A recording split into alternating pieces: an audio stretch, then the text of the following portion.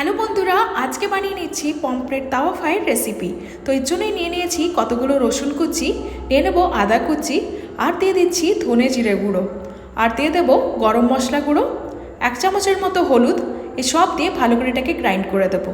মাছগুলোকে আমি ওপর থেকে মার্ক করে নিয়েছিলাম, দেখতেই পাচ্ছেন মাছের বডিটাতে মার্ক করে নিয়েছি। তার মধ্যে লেবুর রস, নুন, হলুদ দিয়ে খুব ভালো করে প্রথমে মাখিয়ে নেব, যাতে লেবুর রস আর নুন হলুদটা ভালো করে মাছের মধ্যে মিশে যায়। এরপরে আমরা যে মশলাটা তৈরি করে রেখেছিলাম, সেই গ্রাইন্ড করা মশলাটা এই পর্যায়ে মাছের উপরে দিয়ে দিচ্ছি।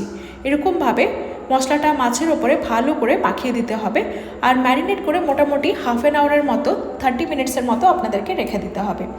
এক পৃষ্ঠাটা ভালো করে মাখানো হয়ে গেছে, এরপর আমি অপর পৃষ্ঠাটাও একইভাবে মশলাটা এরকমভাবে মাখিয়ে দিচ্ছি। মোটামুটি ম্যারিনেট করে আমরা এটাকে 30 মিনিটের মতো ছেড়ে দেব। আপনারা চাইলে ফ্রিজেও রেখে দিতে পারেন, তাহলে মশলাটা খুব ভালো করে মাছের মধ্যে ঢুকে যাবে। মাছগুলোকে এবারে গরম তেলের মধ্যে দিয়ে দিলাম, আর মিডিয়াম টু লো ফ্লেমে ভালো করে ফ্রাই করে নেব যতক্ষণ না পর্যন্ত গোল্ডেন ব্রাউন হয়। তারপরে ধীরে ধীরে এটাকে উল্টে পাল্টে এরকমভাবে ফ্রাই করে নিতে হবে।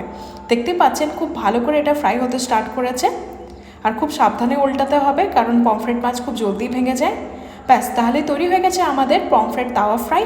আর এটা খেতেও দারুণ টেস্টি হয়েছে। আপনারাও বাড়িতে বানিয়ে ফেলুন, আর কেমন লাগলো আমাদের জানাবেন।